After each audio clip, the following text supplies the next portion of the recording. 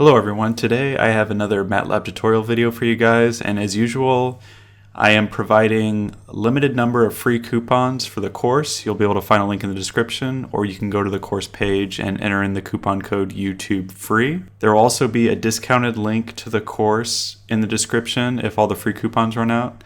And of course you can always get the complete MATLAB course bundle on my website, and you will get this course and 4 others for only $19. So if you enjoyed the video, leave a thumbs up, and if you want to see more content like this, please subscribe. So let's get started. Welcome to the course MATLAB tutorial, Go from Beginner to Pro. So let's see what we have in this course. This course essentially contains 10 different parts. In the first part, we will be looking at instructor and the course introduction. In section 2, we will be looking at how to declare variables and create your own scripts using MATLAB. In chapter 3, we will be looking at the basic math functions such as the addition, subtraction, multiplication, greatest common divisor, least common divisor, set operations, statistical operations, and many others. In chapter 4, we will be looking at different operations on the matrices. This includes finding unique elements inside the matrix, shifting operation on the matrix, finding determinant, inverse, and many other functions that are usually performed on the matrices. In chapter number 5, we will be looking at advanced math functions using the symbolic data type, such as the integration function, and then solving equations and so many other different type of math operations. In chapter 6, we will be looking at different input-output options and the graphics of MATLAB for plotting your graphs. In chapter 7, we will be looking at how to import data from Excel and other environments into the MATLAB. In chapter 8, we will be looking at the basic MATLAB programming and the basic constructs that make up the MATLAB programming, such as the if, else, and then the for loops and so many others. In chapter 9, we will be demonstrating how to build your own customized functions and the different options. And in chapter number 10, we will be looking at how you can share your results to your colleagues, friends, and other friends if you want to share your MATLAB code and results.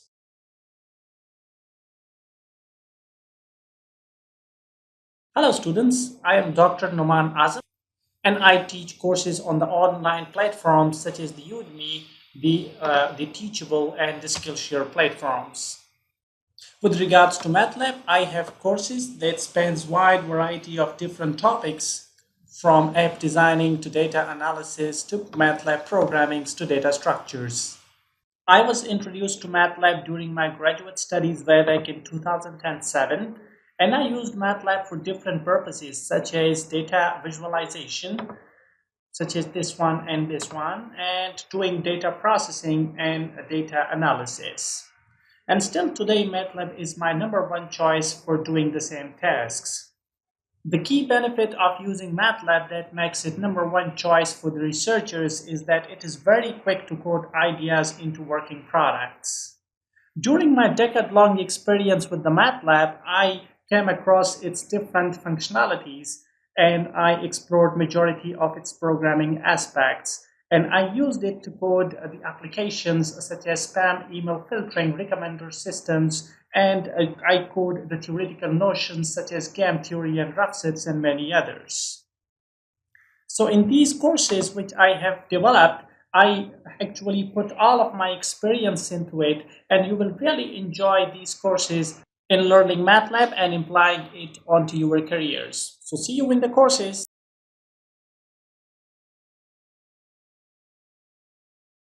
Hello students, welcome to the new segment of the course. In this segment, we will be looking at the journal layout of the MATLAB software.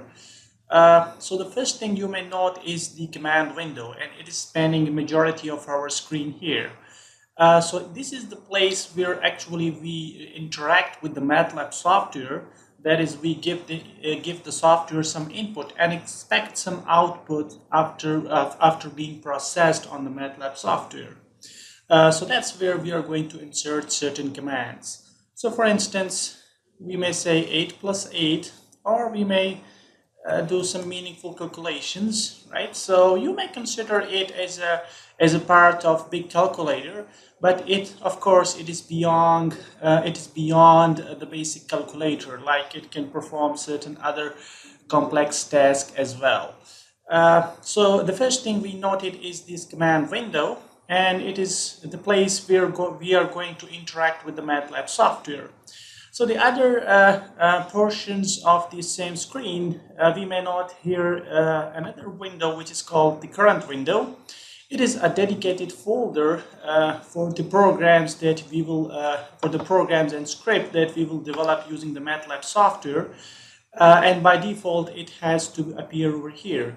So if you want to change the location of the default directory where the MATLAB should find your programs that you want to execute, so then you may change it from here manually, right? So you can click over here and then select the appropriate directory where your files are, or program are being stored. You can also change it from here as well. All right, so if you want to go to a specific folder, but remember that you cannot go up in the directory from here. You need to actually select it from here, and then you have the option to select the lower level directories from here. Right, so that's the current folder window, and then we have another window which is called the workspace. So remember that when we did some calculation over here, something appeared as a name of A and S over here with a corresponding value. Right, so if we do some more calculations, for instance 8 minus 10, so we note that all of a sudden a value change has been occurred over here, right? So this A and S is basically a default variable which will hold the computation that you perform over the command window if that computation is not being assigned to a meaningful variable. So when we cover the variable part, it will become more evident the meaning of this workspace window as well. So some of the other options that you may note here is some of the conventional buttons that are being there. For example, you want to create a new script or you want to open certain file as well, right? So similarly, there are so many other options. So these are not present in the conventional tools, right? So they will become more relevant as we progress along with the course, right? So similarly, you may note that there is another tab over here, which is the plots. So we will be learning this part when we cover the plot section. So you can choose from different plotting options in order to plot the data that are contained in your variables. Similarly, there is another tab which is called the apps. So you may consider it just like an app store, where some of the popular apps, they will appear here within the first screen, and when you hit this show more option, so then it will gives you some specific apps for the corresponding knowledge base. For instance, from computational biology, we have some popular apps, and then from databases we have some, and then from computational finance and so many others, right? So I will strongly recommend you to play around with these options in order to get familiarized with them, and then we will be covering, and they will become more relevant as we progress along in the course. One more thing that is very useful is that when you press the up arrow button, right, so a list of commands will appear, right? So that shows the command history. Whatever we do on this command window, it is going to be stored. It is not being lost, and it is stored here in the MATLAB history, right? And it also assigns a time tag to this. So later on, if we close it today, and later on if we open it tomorrow, so there will be another tag along with the corresponding commands that we are going to execute, right? So these were some of the basic introduction. In the other MATLAB versions, you may find some more windows over here, right? But in majority of the case, the relevant window that we will be working in majority of the time is the command window, and then we will also look at the workspace as we progress along with the course, right? So stay tuned. See you in the next lecture.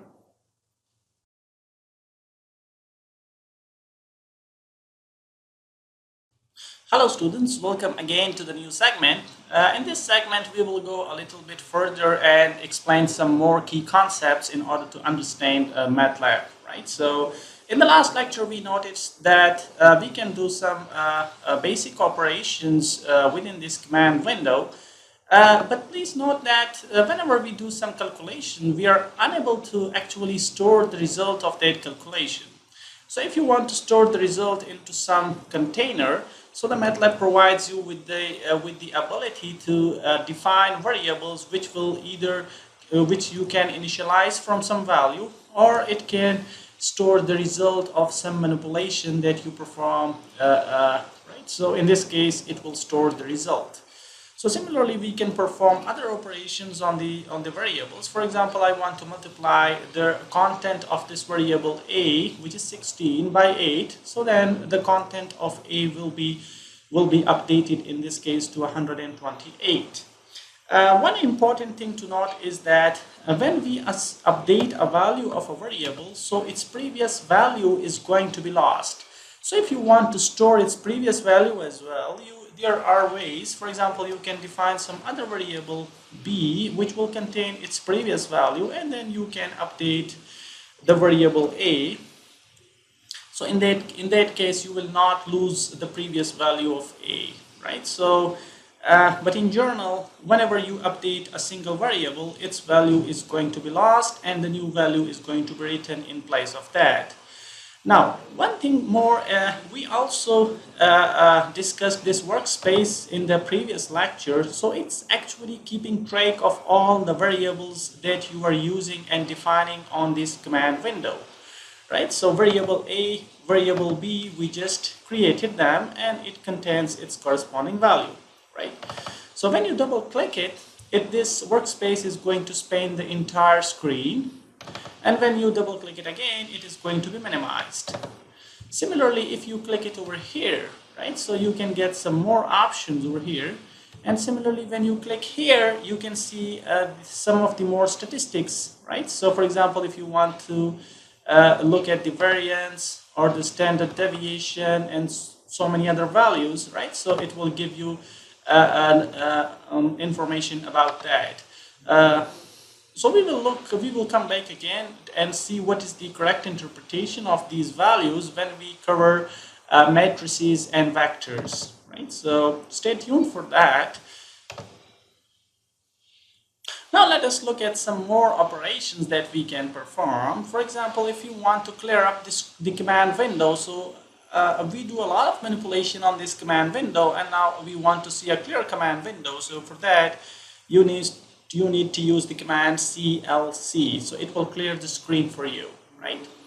Similarly, when you press the up arrow key, it will give you the list of commands that you have been executing since the start of this session, right? So whenever you come back again later on tomorrow or some other day, so there will be a new time tag and correspondingly the list of commands that you have executed based on that particular day, right? So if you go a little bit up, you will see that there is a time tag associated with this, right? So if we drag it a little bit here, right? So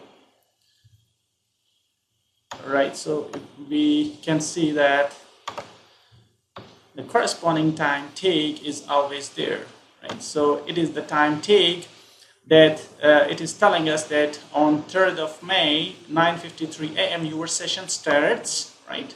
And then these commands were being executed after that session. So later on, if you come back tomorrow, you will see another time tag corresponding to that. Okay, one thing more is that if you want to take rid of all the variables that are currently being initialized, so you need to use the clear commands, right? So it will clear the command window, right? And it will clear the history. So all your history are going to be lost. So now if you click the up arrow key, nothing will show up over here, right? If you want to take rid of all these variables, there is another command which is clear all, right? So I will do it in a while.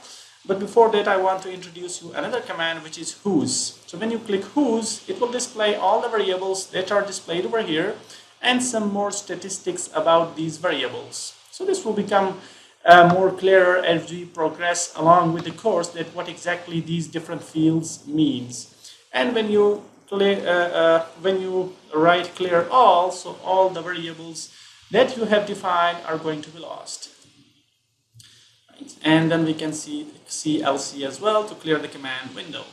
So if you want to delete a specific variable, right? So you can use the clear command and use its name. So we can say clear A. In this case, it will delete the variable A, and the indication will be that it will be not showing up in the workspace anymore, right? So now A has been deleted. So if you want to delete B as well, you can always do that. And the other variant is clear all. So that will clear all the variables that you have just defined. So that were a few more basic introductory notes. See you in the next segment.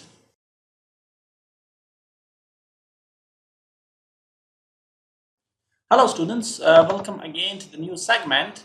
In the last segment, we introduced you to the concept of variables. That is, it contains useful and meaningful data that you want to store permanently in your programs. So now going and building on top of that, I want to introduce you to the very basic concept of MATLAB.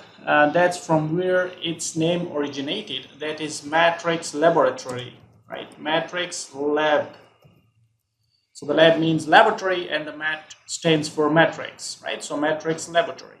So this name has origins in the way that MATLAB actually handles the variables. So by default, whatever variable you create, right, and then when you look at its size, so it will say 1 cross 1.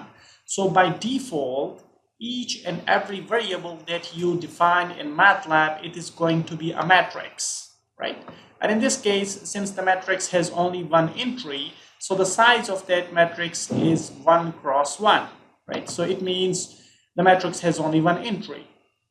So now a very key question that arises is that we know that the matrix can be of size 2 cross 3, or it can be of size 5 cross 5, 10 cross 10, any size, right? So how we can actually create variables that corresponds to those matrices, right? So let's do that. Suppose we want to create a matrix now. A is a variable, and we know that it's by default it's a matrix. So how we can actually include more than one item into that matrix? So actually, when you want to have individual values into that matrix, so you need to separate them by a space, and all those values needs to be enclosed using these square brackets. And after entering the value of a particular row, if you want to add items for the next row, so then you need to have this semicolon, right? The only restriction here is that the matrix should have the same number of columns, right? So it contains 3 columns in this case. So the second row should also contain 3 column values. Otherwise, it is going to give you some syntax errors, right? So in this case, I have created a 3 cross 3 matrix. So if we look at this, look at it again, it will say now the size is 3 cross 3, right? So now, if you look at the workspace again and double click it, so now some of the stuff will become more meaningful, right? So now it will show you all the values that are contained within this variable A, right? And you can also have a look at some of the more stuff, right? For example, the max value. So the max value in this case is 10. Similarly, the minimum value in the entire matrix is 7. The variance among the values are 0.77. Similarly, some other statistics such as the range, mean, median, mode, standard deviation, you can have a look at it here as well, right? So all the variables that you create using this command window, they are going to appear over here, and then you can choose whichever statistics you want to have a look at it. So that was the very key concept in understanding MATLAB, is that each and every variable is by default a matrix, and then you can enter multiple values in that matrix using these square brackets notation.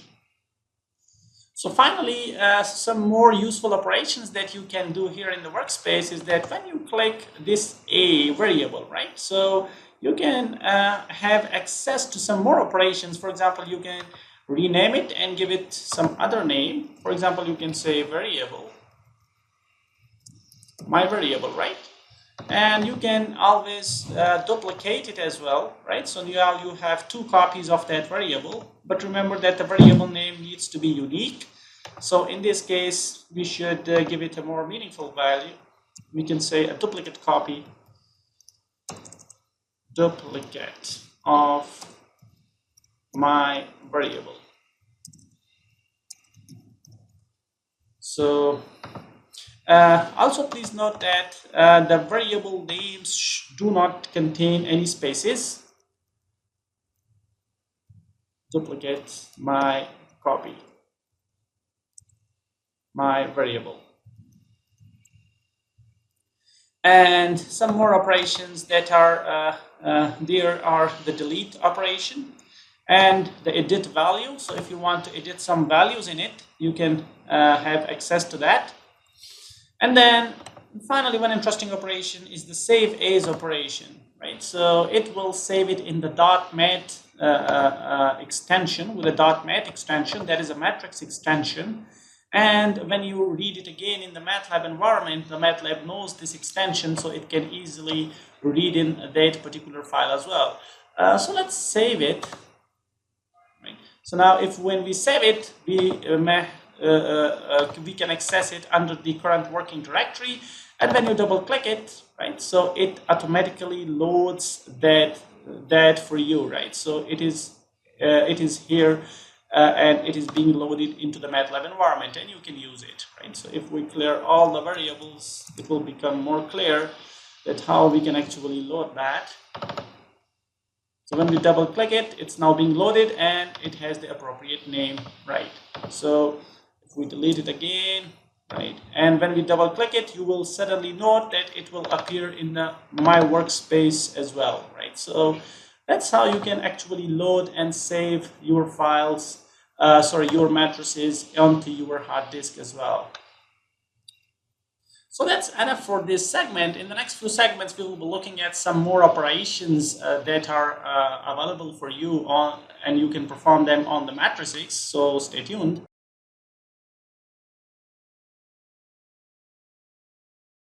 Hello students, welcome again to the new segment. In this segment, we will be looking at some more variable types. So the variable type that we have been working so far was numeric. So for instance, when we say a equals to 9, so the type of this variable is automatically set and it is of numeric type. So the other data types that we may be interested in is, first of all, is the character data type. So when we say press enter, so now A holds non-numeric data, and in this case it is a character, some character values. And if you look at its type, so it will say it is a character class character, right? So it is a character array. And by default, since everything is a matrix, so its size is 1 cross 11, which means it has 11 characters in it. So please note that the space is also counted as 1 character in this case. So if we count the hello contains 5 characters, then followed by a space, which makes it 6, and then 6 more, right? So it 5 more, so 6 plus 5 equals 11. So it has now 11 characters in total. So if you want to make it of 2 cross 11, so you can mention it like this, that you want to say that you want to insert the second row, and this colon actually means that corresponding to all columns in this case, I want to assign it the values that are stored in A1 and all the columns corresponding to that. So the row 1 of A, the second row of A will be exactly the same as the first row of A, corresponding to all columns. So when we press enter and look at it again, so now A has 2 rows corresponding to 11 columns. So one restriction on this particular character array is that you need always to have the same size for the rows, right? So if we want to, let's say, A of 3 corresponding to all columns, we want to assign some other value to it. For example, we say, hi, how are you? So it will give us an error, right? And it's because it is not of the same size as the earlier rows are. And because of that, it returns an error. So if we make it exactly the same size, so we say 3, 4, 5, 6, 7, 8, 9, 10, and then 11. So now it will not give us an error, right? So if we want to store like characters of having various sizes, so for that purpose we need to create strings. And the string of data type is actually initialized using this reserved word string. So by reserved word we mean that the MATLAB is going to use it for its own purposes. So you cannot use it in your programs or when you are writing some script. So you cannot use this word that is string, right? It's reserved for MATLAB manipulation. So we can say a equals to string, and then you can define the first element of that string. And then let's say we want the first element to be this one, hi, how are you? Right, so now it says that A is of type string and its first element is this one. So if you want to store multiple elements into this, right, so we can enclose it within this square brackets. Now it means we are giving it multiple values and they are going to be part of this same variable matrix A, and we can give it variable lengths of the strings, right? So we can say hello world in this case, and then we can enclose it, right? So now it contains a 1x2 string array, which means that if we look at it in whos, so it means it is of size 1x2, and each of them is having a different size, right? So similarly, if we want to insert another row into it, right? So we can insert something else in the second row, and we can say my name into it. But remember that since it is a matrix, so you need to insert 2 more strings over here. And of course, they can be of variable lengths.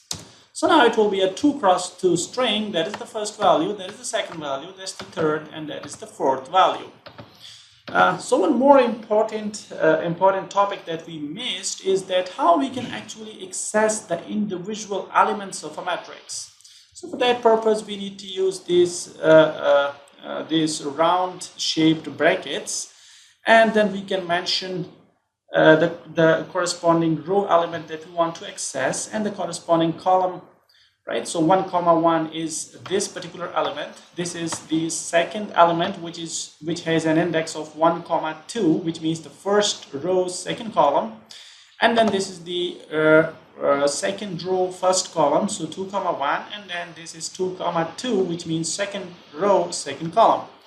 So when you press enter, it will return the first value.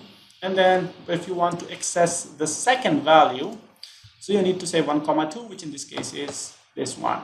So in general, the first argument here will correspond to the row, and the second argument here, it will correspond to the column. So similarly, if we have a matrix, a numeric matrix, and if we want to access this element, so it is located in the second row and in the second column, so we can say 2, 2, and it will return the corresponding element. Similarly, for this one, it is 1, 3. So that's how you can actually access the individual elements within a particular matrix. And you can always do some operation on that. You can say 1, 3 equals to 9 plus 1. So only that element is going to be updated now, right? So we have performed a particular operation only on that particular element of a matrix. One final note is that there is another data type which is called the logical data type, and it's very important in order to make some data selection or make some useful decision within your program, right? So in order to define a logical variable, you need to say logical, and then you can first define the values that you want to take part in this logical matrix. So I want to define it as 2, 4. So remember that this logical will only return either 1 or 0. So when you define a variable as logical, it can hold only 2 values, either 1 or 0. So if you by mistake mention something greater than 1, so it will be automatically converted to 1, right? So now instead of this 8, we have a 1 over here, right? So that's corresponding to this element. And we will look at the logical variable very soon in some of our next segments. But for now, just remember that a logical variable can contain 2 values, 1 and 0, and they are used in order to select some data or make some useful decision within your program. So stay tuned. See you in the next segments.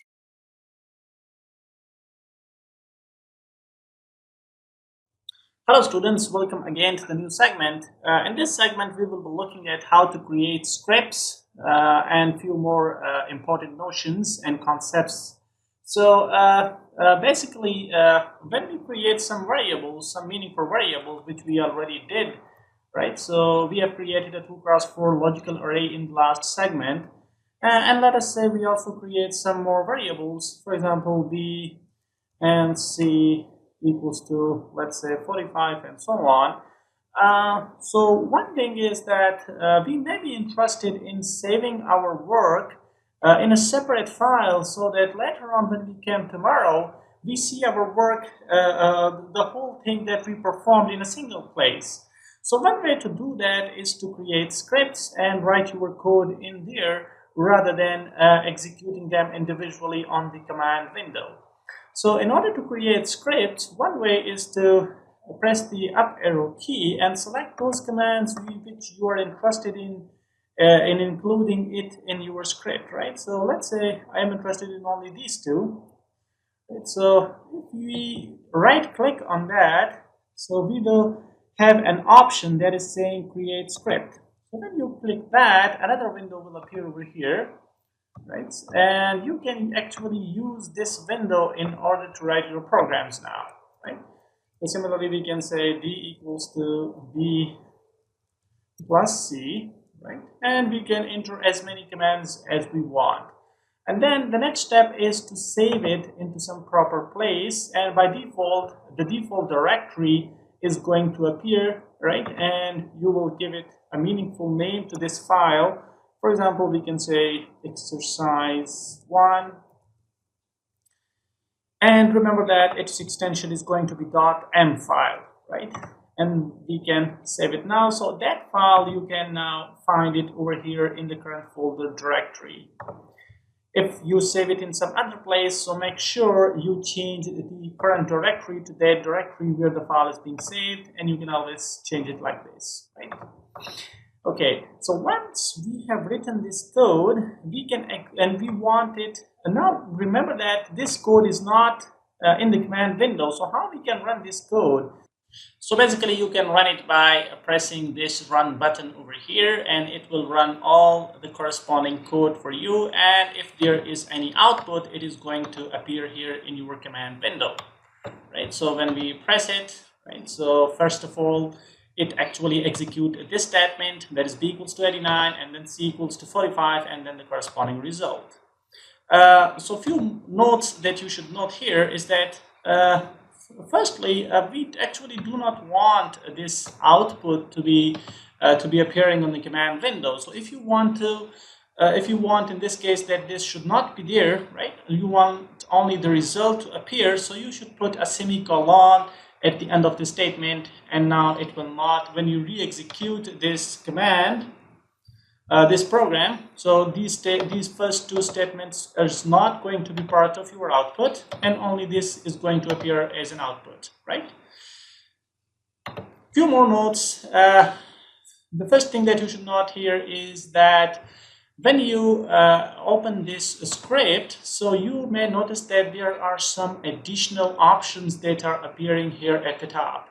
So this is basically automatic in MATLAB, and the MATLAB actually recognizes the current work or the current task that you are currently being performing, and according to that, it is going to update this automatically, right?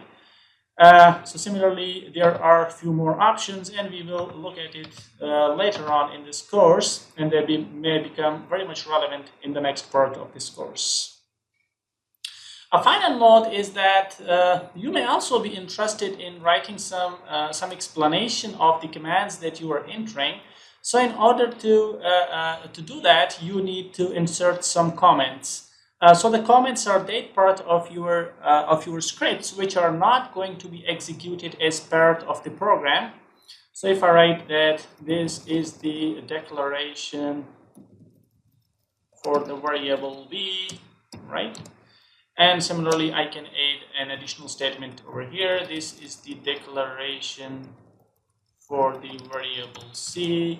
And I can add another comment over here, and I can say this is the final result. So when I execute this program, these statements are not going to be executed, right? So the MATLAB automatically recognizes that this anything that starts with this % sign, it is going to be a comment, and it is just the explanation of the code. So I do not need to execute this, right? So that's how you can add some additional explanation in order to understand your code meaningfully. One general note is that please do remember that there are always multiple ways of doing the same thing when you are considering the MATLAB environment. So the other way to create scripts is to go to this new file and say new script, right? So it will appear over here, and then you can write the whole code over here again, right? And you can say, and then you can have d equals to c plus b.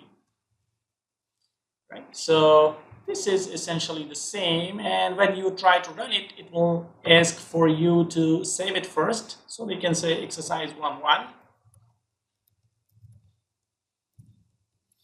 and then it will run and execute that code as well. So two ways to create script is, first of all, you may select it from the command window, all those commands that you are interested in. And the second way is to just use this plus sign, and it will create a new script for you. So see you in the next segment. Hope you are enjoying the course.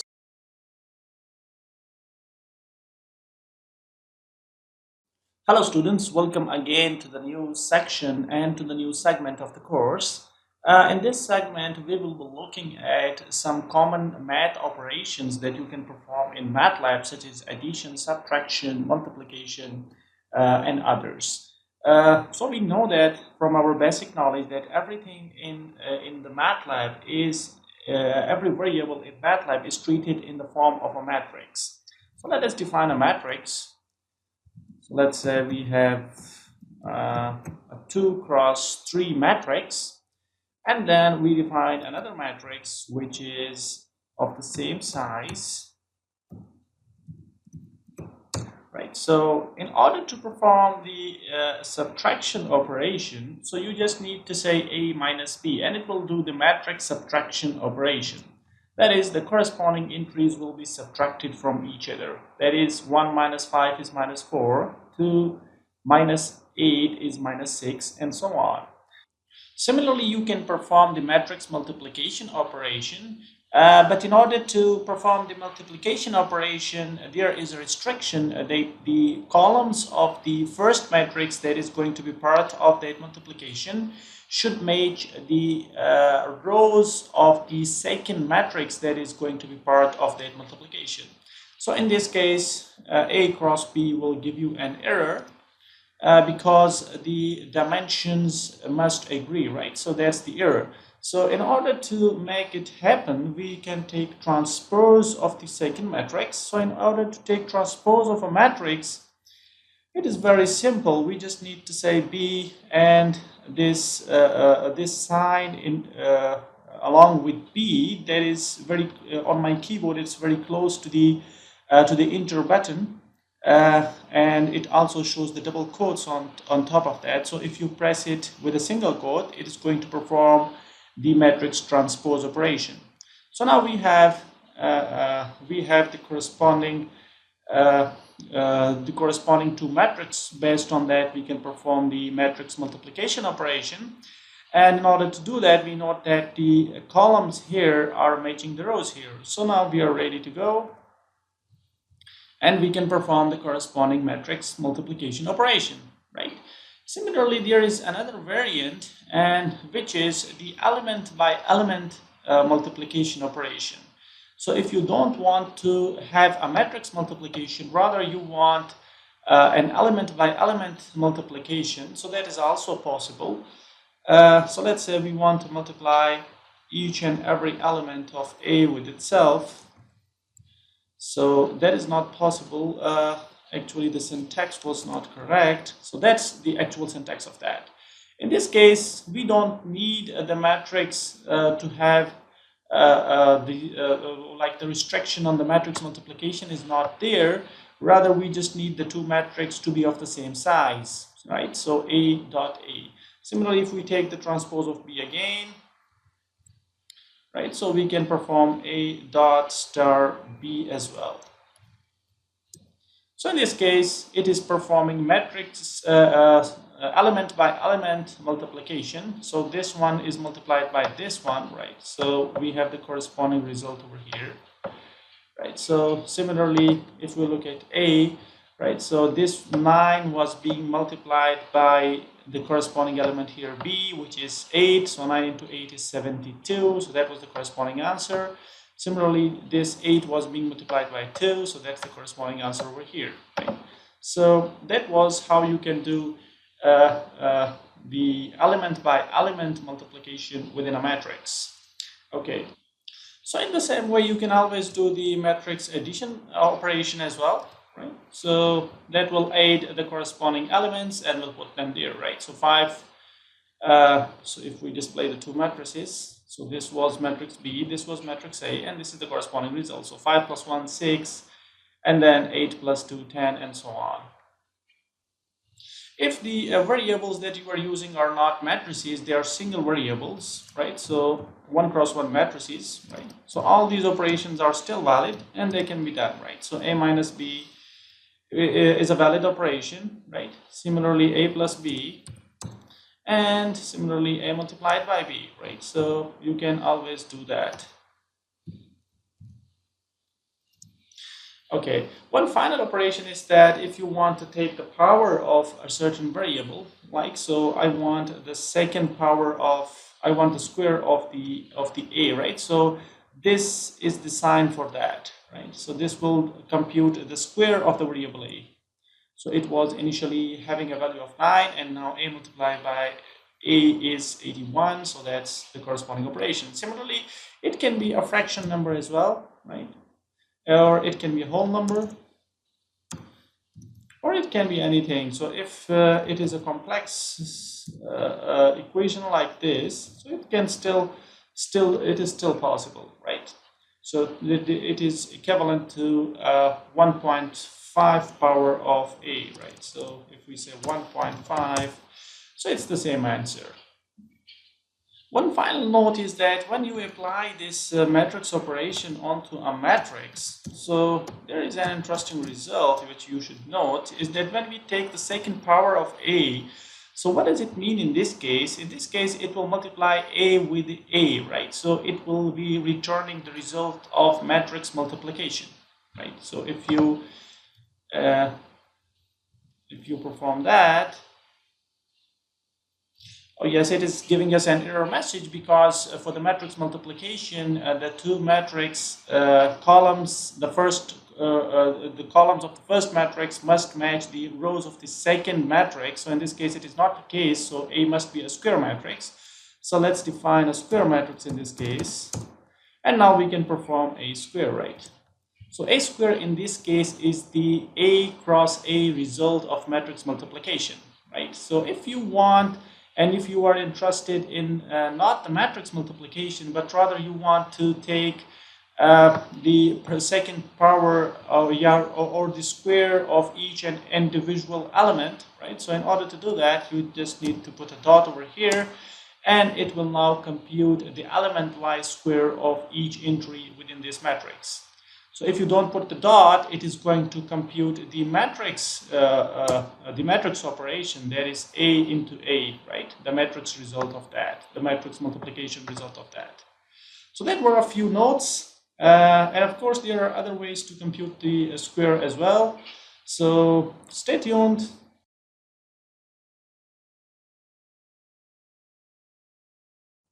Hello students, welcome again to the new segment.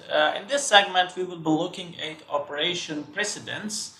What exactly we mean by that is that suppose we have an expression such as this one, right? And when you press enter, it will give you 9, right?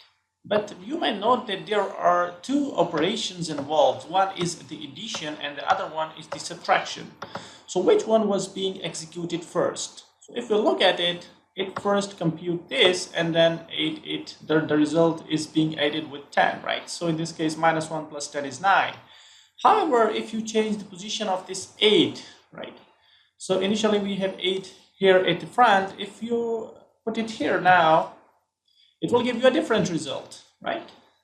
So we have the same expression more or less, and now we have just changed the order of the variables, and then it gives you a completely different result, right? So how actually it works, right? So when the MATLAB is going to execute this first and when it's going to execute this first, right? So similarly, if you have very complex expressions such as this one, right? So then it becomes more harder to look at, like, what is actually the order in which it performs these different operations. So the MATLAB has the same precedence that we usually do in math, and that you can remember the formula BODMAS. Right. So what do we exactly mean by this is that, first of all, it will handle any brackets if they are being present within an expression. And then it will do the division, right? If the division is there, then it will do multiplication and then addition and finally subtraction. For the other operations, such as the unary operations, which we will look at later on, and similarly the operations such as the dot star operations and the power operations, right? So there are different precedences, right? So in order to look at the complete documentation of that, there is that search tool that you can use.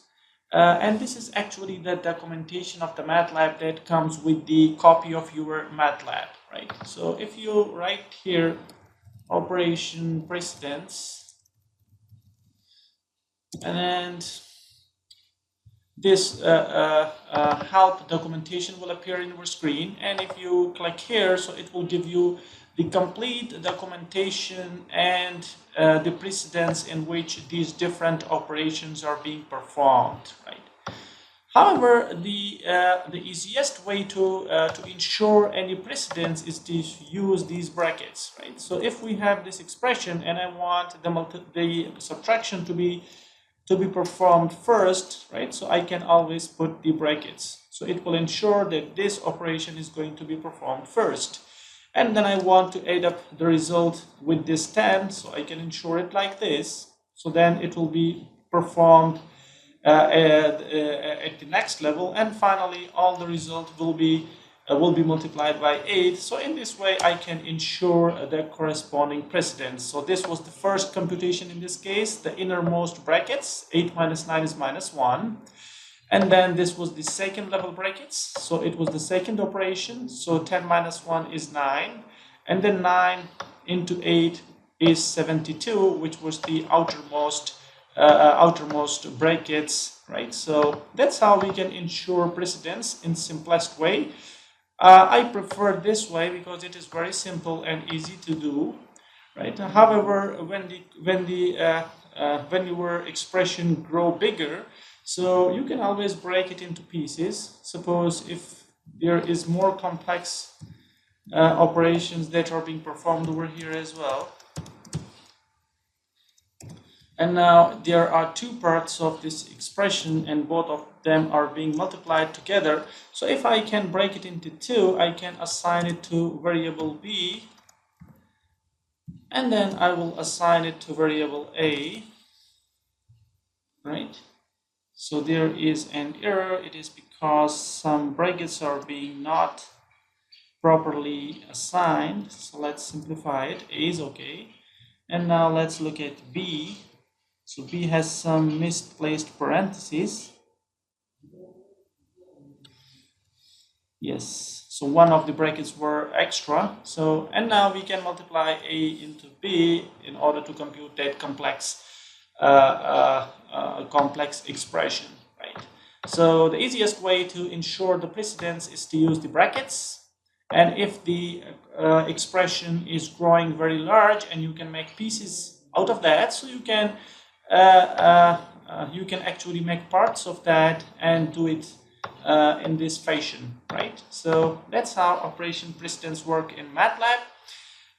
If for some reason you do not like to include these brackets, then you need to consult this whole documentation in order to see in which order different operations are going to be performed. However, I prefer this way. This is the easiest way. It may depend on your own choice, but I prefer this way. Hope you are enjoying the course. See you in the next segment.